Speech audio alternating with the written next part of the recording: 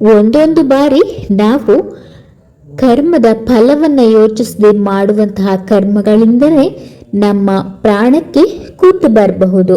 ಹಾಗಾಗಿ ಯಾವುದೇ ಕರ್ಮವನ್ನು ಮಾಡುವಾಗ ಯೋಚಿಸಿಯೇ ಮಾಡಬೇಕಾಗುತ್ತೆ. ಕೆಲವೊಮ್ಮೆ ನಮ್ಮ ಕರ್ಮ ಫಲದ ಬಗ್ಗೆ ಪರಿಜ್ಞಾನವೇ ಇರುವುದಿಲ್ಲ. ಈಗ ಹೀಗೆ ಮಾಡಿದರೆ ಮುಂದೆ ಇದರ ಫಲ ಏನಿರಬಹುದು, ಏನು ಆಗಬಹುದು ಎಂದು ಯೋಚಿಸುವ ತಾಳ್ಮೆ ಕೂಡ ನಮಗೆ ಇರೋದಿಲ್ಲ. ನಮ್ಮ ಕರ್ಮದ ಫಲ ಎದುರಾದಾಗ ಮಾತ್ರ ನಾವು ಪರಿತಪಿಸ್ತೀವಿ. ಇದಕ್ಕೆ ಉದಾಹರಣೆಯಾಗಿ ಹಸ್ತಿನಾವತಿಯನ್ನು ಆಳುತ್ತಿದ್ದ ಪರೀಕ್ಷಿತ ಮಹಾರಾಜನ ಕತೆ ನೆನಪಿಗೆ ಬರುತ್ತೆ. ಅಲ್ಲಿನ ಪ್ರಜೆಗಳು ಕಾಡು ಪ್ರಾಣಿಗಳಿಂದ ಉಪಟಳವನ್ನ ಅನುಭವಿಸ್ತಾ ಇರ್ತಾರೆ. ಇದನ್ನ ಎದುರಿಸೋದಕ್ಕಾಗದೇ ಇದ್ದಾಗ ರಾಜನಲ್ಲಿ ರಕ್ಷಣೆಯನ್ನ ಬೇಡಿ ಬರ್ತಾರೆ. ಆದ್ರೆ ಪರೀಕ್ಷಿತ ಮಹಾರಾಜ ತನ್ನ ರಾಜ್ಯದ ಪ್ರಜೆಗಳನ್ನ ರಕ್ಷಿಸುವ ಸಲುವಾಗಿ ಕಾಡಿಗೆ ಬೇಟೆಗೆಂದು ಹೊರಡ್ತಾನೆ. ಹಾಗೆ ಭಯಂಕರವಾದ ಮೃಗಗಳನ್ನು ಸಹ ಕೊಲ್ತಾನೆ. ಜೊತೆಗೆ ಒಂದು ಸುಂದರವಾದ ಜಿಂಕೆ ಕೂಡ ಈತನ ಕಣ್ಣಿಗೆ ಬೀಳುತ್ತೆ.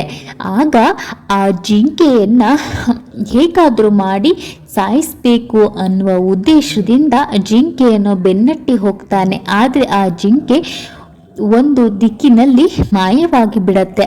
ಆಗ ಆ ದಿಕ್ಕಿನಲ್ಲೇ ಹೋದ ಪರೀಕ್ಷಿತ ಮಹಾರಾಜನಿಗೆ ಕಾಣಿಸೋದು ಶಮಿಕ ಋಷಿಗಳು. ಶಮಿಕ ಋಷಿಗಳು ತಪಸ್ಸಿನಲ್ಲಿ ಭಗ್ನರಾಗಿರ್ತಾರೆ. ಅವರ ಬಳಿ ಇವನು ಕೇಳ್ತಾನೆ, ಇಲ್ಲಿ ಜಿಂಕೆ ಬಂತಲ್ವಾ, ಎಲ್ಲಿ ಹೋಯ್ತು ಅಂತ.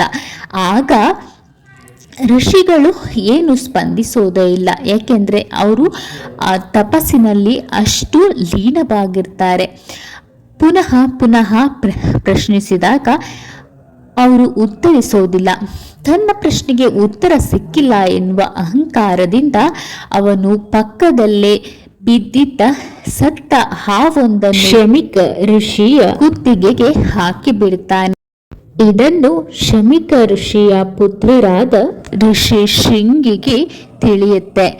ತನ್ನ ತಂದೆಗೆ ಅವಮಾನ ಮಾಡಿರುವ ವಿಷಯವನ್ನು ತಿಳಿದ ಋಷಿ ಶೃಂಗಿ ಶಾಪವನ್ನು ಕೊಡ್ತಾರೆ. ಇಲ್ಲಿನಿಂದ 7 ದಿನದ ಒಳಗಾಗಿ ನೀನು ಸರ್ಪ ಕಚ್ಚಿ ಸಾವಿಗೆ ಒಳಗಾಗ್ತೀಯಾ ಅಂತ. ಇನ್ನು ಈ ಶಾಪದ ವಿಷಯ ಋಷಿ ಗೌರವಮುಖ ಎನ್ನುವವರಿಂದ ರಾಜನಿಗೆ ತಿಳಿಯುತ್ತೆ.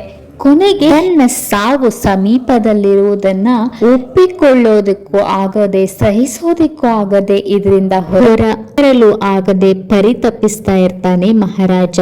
ಆದ್ರೆ ದುರಾದೃಷ್ಟವಶಾತ್ 7ನೆಯ ದಿನದಂದು ತಕ್ಷಕ ನಾಗನ ಕಡಿತದಿಂದ ಸಾವನ್ನಪ್ತಾನೆ ಪರೀಕ್ಷಿತ ಮಹಾರಾಜ. ಹಾಗಾಗಿನೇ ಹೇಳೋದು, ಯಾವುದೇ ಒಂದು ಕೆಲಸವನ್ನು ಮಾಡುವ ಮುನ್ನ ಯೋಚಿಸಬೇಕು, ಇದರ ಫಲ ಏನಾಗಿ ನಮಗೆ ಸಿಗಬಹುದು ಅಂತ. ಹಾಗಾಗಿ ಒಳ್ಳೆ ಕರ್ಮವನ್ನೇ ಮಾಡಬೇಕು. ಯಾವುದೇ ಕರ್ಮವನ್ನು ಮಾಡುವ ಮುನ್ನ ನಮ್ಮ ಪ್ರಜ್ಞೆ ನಮ್ಮ ಹಿಡಿತದಲ್ಲಿರಬೇಕು. ನಾವು ಪ್ರಜ್ಞಾವಂತರಾಗಿದ್ದು ಕರ್ಮವನ್ನು ಮಾಡಬೇಕು. ಅಂದರೆ ನಾವು ನಿತ್ಯವೂ ಏನನ್ನು ಅನುಭವಿಸ್ತಾ ಇದ್ದೀವೋ ಅದು ನಮ್ಮ ಕರ್ಮದ ಫಲಗಳೇ ಆಗಿರುತ್ತೆ. ಅದು ಒಳ್ಳೆಯದೇ ಆಗಿರಲಿ ಅಥವಾ ಕೆಟ್ಟದೇ ಆಗಿರಲಿ. ಅದರಿಂದಾಗಿ ಯೋಚಿಸಿ ಕರ್ಮವನ್ನು ಮಾಡಬೇಕಾಗತ್ತೆ. ಯಾಕೆ ಅಂತ ಹೇಳಿದ್ರೆ ನಾವು ಏನೇ ಮಾಡಿದ್ರು ಅದರ ಕರ್ಮ ಫಲವನ್ನ ನಾವೇ ಅನುಭವಿಸೋರಾಗಿರ್ತೀವಿ. ಅದು ಒಳ್ಳೆಯದೇ ಆಗಿರಲಿ ಅಥವಾ ಕೆಟ್ಟದ್ದೇ. ಒಳ್ಳೆಯ ಕರ್ಮ ಮಾಡಿದ್ರೆ ಒಳ್ಳೆಯ ಫಲನೇ ಸಿಗತ್ತೆ. ಹಾಗೆ ಕೆಟ್ಟ ಕರ್ಮ ಮಾಡಿದ್ರೆ ಕೆಟ್ಟ ಫಲಗಳನ್ನೇ ಅನುಭವಿಸ್ಬೇಕಾಗತ್ತೆ. ಅದಕ್ಕೆ ಯೋಚಿಸಿ ಕರ್ಮಗಳನ್ನು ಮಾಡೋಣ. ಹರೇ ಕೃಷ್ಣ. Thank you.